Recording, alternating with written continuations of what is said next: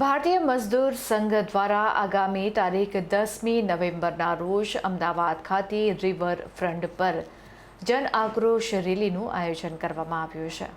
ભારતીય મજદૂર સંઘ વડોદરા જિલ્લા દ્વારા અમદાવાદ ખાતે રિવરફ્રન્ટ પર આક્રોશ રેલીનું આયોજન કરવામાં આવ્યું છે, જેમાં આંગણવાડીના બહેનો બાંધકામ અંગેના પ્રશ્નો, સરકાર દ્વારા કરાયેલા નિર્ણયોને લઈને ભારતીય મજદૂર સંઘ દ્વારા પત્રકાર પરિષદ યોજવામાં આવી હતી, જેમાં સમગ્ર ગુજરાતમાંથી 4000થી વધુ લોકો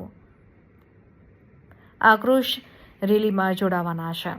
સરકાર દ્વારા નિર્ણય લેવામાં આવ્યો છે કે કર્મચારીઓને 12 કલાક કામ કરવું, પરંતુ હાલમાં તમામ કર્મચારીઓ 8 કલાક કામ કરી રહ્યા છે। જો કર્મચારીઓ 12 કલાક કામ કરે તો તેઓને ઓવરટાઈમ પણ ન મળે અને સરકાર દ્વારા આંગણવાડીની બહેનોના પડતર પ્રશ્નોનું પણ નિરાકરણ લાવવામાં આવ્યું નથી।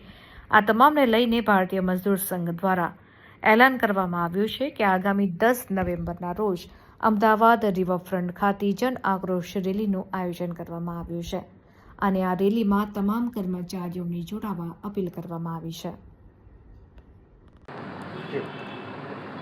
વડોદરા જિલ્લા ભારતીય મજદૂર સંઘ આજરોજ પ્રેસ કોન્ફરન્સ કરી અમે એ જાહેરાત કરીએ છીએ કે 10 નવેમ્બરના રોજ અમદાવાદ ખાતે રિવરફ્રન્ટ ખાતે અમારે મોટામાં મોટી સરકાર સામે આક્રોશ રેલી છે।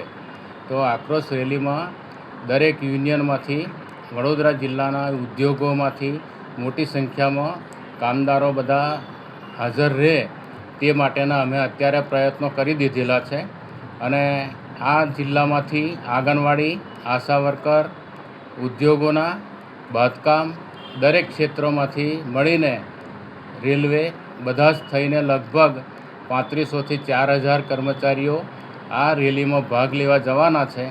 એમાં મુખ્ય પ્રશ્નો અમારા આંગણવાડીના છે કે પગાર વધારો અને કોર્ટે હુકમ કર્યા પછી પણ હજુ સુધી ચૂક્યો નથી, તે ચૂકવાય। બીજું કે પોષણ ટ્રેકરનું જે ચાલુ કરેલું છે એમાં 5Gના કાર્ડ આપેલા છે, સિમ કાર્ડ, પણ મોબાઈલ આપેલા નથી સરકારે, તો અમે એનો પણ વિરોધ કરેલો છે। અને બીજા પણ ઘણા બધા એમના પ્રશ્નો છે। આશા બહેનોના પણ ઘણા બધા પ્રશ્નો છે કે પગાર વધારાને લઈને, કામગીરી બાબતે આ બધા પ્રશ્નોને લઈને એમનો પણ એક ઇસ્યુ છે। અને કામદારો માટેનો ઇસ્યુ અમારો ઉદ્યોગો માટેનો એવો છે કે અત્યારે જે સરકારે 8 કલાકને બદલે 12 કલાકની જે જાહેરાત કરી છે કે 12 કલાક કામગીરી કરવાની, તો એ 12 કલાક કામગીરી કરવા જઈશું તો જે 3 શિફ્ટ ચાલે છે એમાં 300 માણસો હોય તેને બદલે 2 શિફ્ટ થઈ જશે અને 2 શિફ્ટ થશે એટલે 200 માણસથી જ કામ ચાલશે, તો 100 માણસો બેકાર થશે અને કામદારોને જે ઓવરટાઈમ મળતો હતો એ પણ બંધ થશે। એટલે અમે એનો વિરોધ કરીએ છીએ કે આ કાયદામાં જોગવાઈ હોવી જોઈએ નહીં અને જે રીતે ચાલે છે એવી રીતે જ ચાલવું જોઈએ। તમારે આ 12 કલાક કરવા હોય તો નવા જે ઉદ્યોગો આવે છે એ લોકોની જે કંઈક મુશ્કેલીઓ છે તો એના માટે તમે કરી શકો, પણ જે રનિંગમાં અત્યારે જે ચાલે છે એમ જ ચાલવા દેવું જોઈએ।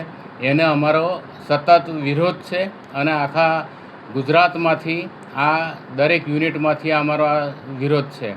એવી જ રીતે આશા વર્કરોના, આંગણવાડીના, ઉદ્યોગોના અને બાંધકામના પણ પ્રશ્નો છે। પછી સરકારમાં અમારા બોર્ડ છે શ્રમિકોના, તો એ બોર્ડનું પણ ગઠન સરકાર કરતી નથી, તો એનો પણ મુખ્ય વિરોધ છે કે કોન્ટ્રાક્ટ બોર્ડ છે, તો કોન્ટ્રાક્ટ બોર્ડમાં જો અમારા કંઈ પ્રશ્નો હોય તો એ અત્યારે કોઈ લેવામાં આવતા નથી અને એના લીધે કામદારો મુશ્કેલીમાં મુકાયેલા છે અને શોષણનો જ ભોગ બનેલા છે। એટલે અમે શોષિત, પીડિત, વંચિત જે લોકો છે એના માટેનું કામગીરી કરતા હોય અમે એનો પણ સતત વિરોધ કરીએ છીએ કે વહેલામાં વહેલી તકે સરકાર બાંધકામ બોર્ડ, કોન્ટ્રાક્ટ બોર્ડ, લઘુત્તમ વેતન બોર્ડ, PF બોર્ડ આ બધે બોર્ડોમાં નિમણૂક કરે અને કર્મચારીઓના પ્રશ્નો માટે કર્મચારીઓના પ્રતિનિધિઓની નિયુક્તિ થાય, એવો પણ અમારો મુખ્ય મુદ્દો છે। અરવિંદસિંહ અમરસિંહ પરમાર, ભારતીય મજદૂર સંઘ, પૂર્વ મહામંત્રી, ગુજરાત પ્રદેશ। નમસ્કાર, હું રમાશંકર રાજપૂત, ભારતીય મજદૂર સંઘ વડોદરા જિલ્લાના જિલ્લા મંત્રી।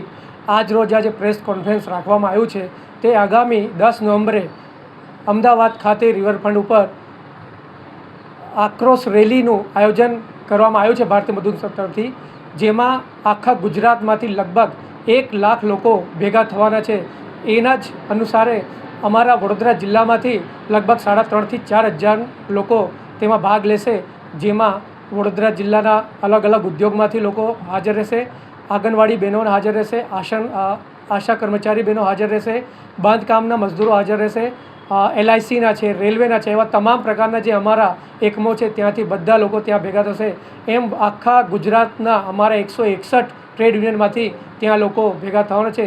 એના અનુસારે આજે અમે અહીંયા ભેગા થયા છે અને હું આપના ચેનલની માધ્યમથી અમારા વડોદરા જિલ્લાના તમામ કામદાર ભાઈઓને આ આહ્વાન કરવા માગું છું કે તમે આ અમારા વધારે સંખ્યામાં આક્રોશ રેલીમાં જોડાઈને આ કાર્યક્રમને વધુ સફળ બનાવવા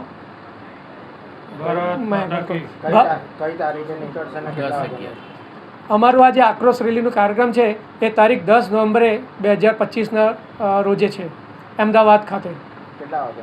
સવારે 1 થી 4નું કાર્યક્રમ રહેશે.